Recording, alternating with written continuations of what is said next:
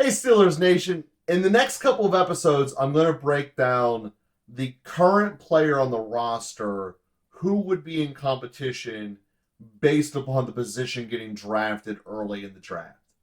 So, there are a couple of key positions we're going to address. In today's episode, it is left tackle. And the goal of this is not to dive into who is the college player who's going to replace him. That's not today's episode. That will happen. Today's episode is the current Steelers sitting in that position. Left tackle is Dan Moore.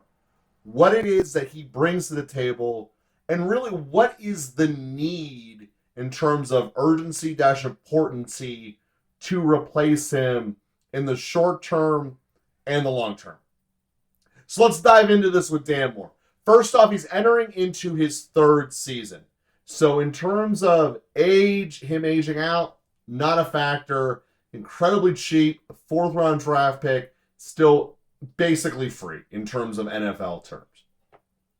We look as far as what he did last year. He played every single offensive snap, which for any offensive line, the Steelers were blessed that they had the same starting group for the entire season. The only team in the NFL to do that, and that's amazing. But as Tomlin has said many times, sometimes availability is the best ability, and Dan Moore did not miss a single snap. Now, unfortunately, Dan Moore did get his name announced a lot last year, as he did have 10 penalties called against him, which tied him for the 8th most in the NFL.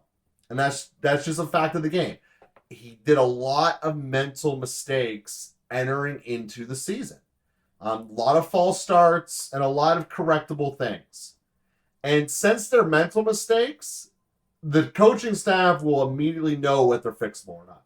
Like, there's some people that are just always going to make mental mistakes and bad decisions. We're looking at Burfict back in the day at Cincinnati. It's just the thing that some players do. Tomlin's the one who will know the answer about whether or not Dan Moore is going to be in that same line. I'm personally of the thought process that he's going to get it together and be fine.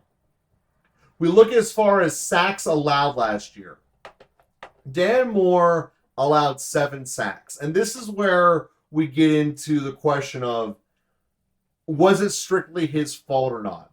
Going back through the tape, at least half of the sacks I can strictly identify as the quarterback taking too long to release the ball. Meaning that there was someone who was open and they didn't get the ball to him. Now, does that get blamed on Dan Moore? Yes. But Dan Moore's also blocking either the best or second best pass rusher on every single team. And the longer that it takes to get the ball out is just basically putting it on hard mode. And considering the fact that he played every single offensive snap, that's actually a really good ratio. And I want to put that out there, that is Dan Moore going to be a Hall of Famer? No. It's probably not even going to be an All-Pro or a Pro Bowl. But he does take care of a necessary need. He is able to be consistent and consistently there. Because no matter how you look at this, unless we use the first pick at 17 or 32, there is no one that will be able to draft who will even be able to compete with Dan Moore for the starting position. 50 is too far down the talent pool of tackles in the NFL because they get scarfed up so quickly in the first round. It's one of the positions that get a ton of run with little amount of quality assets.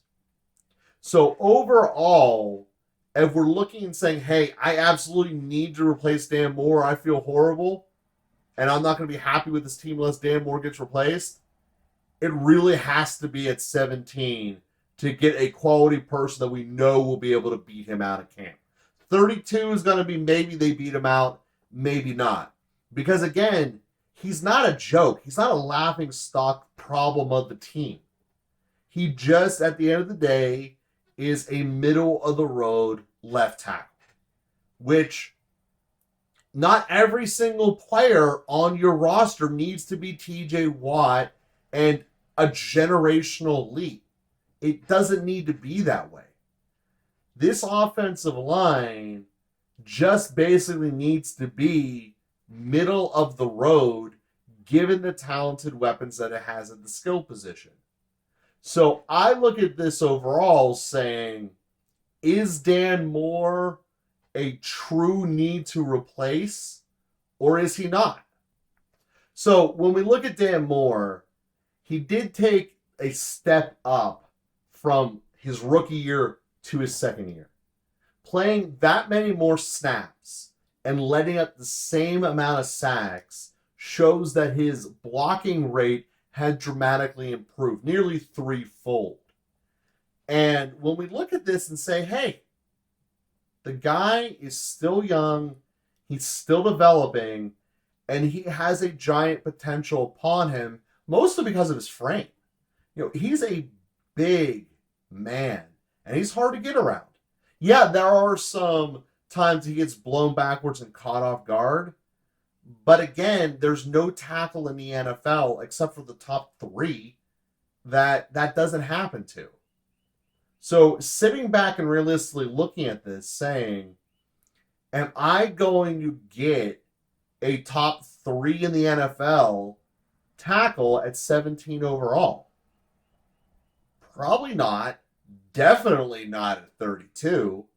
So is this a position that's going to be a tangible increase and worthwhile? And when I look at the Steelers overall, I understand that left tackle is a concern. It's a hot button issue. But I don't see that Dan Moore is a position that's going to be worth the upgrade going at moving forward. Again, it would be different if he was getting hurt regularly. He played the third most stats of any tackle in the NFL last year. And yeah, that does open you up to what if he does go down, there's no backup there.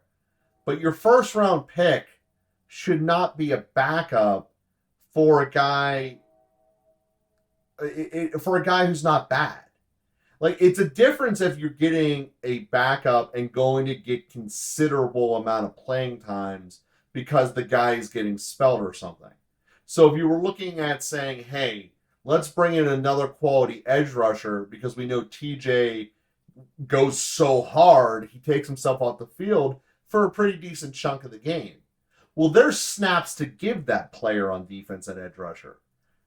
Offensive linemen don't come off the field. So if this 17 overall pick doesn't beat Dan Moore out of camp and Moore doesn't get hurt, you basically have just redshirted your first pick overall. And for a team that needs to make steps forward now, if we're going to catch the Bengals, I don't see this being the viable option. But if you are going to push it, hopefully I just gave everyone in Steelers Nation the breakdown of why you would want to consider it. He did let up the 7th most sacks of any tackle in the NFL last year, and he did get penalized. There's an argument for it, but he's still a middle-of-the-road starter when we factor in how many snaps he played. So Steelers Nation, I hope you guys enjoyed today's episode. We'll be with you tomorrow breaking down a different position and looking at how the Steelers that's in the crosshairs will fare against a potential first-round pick.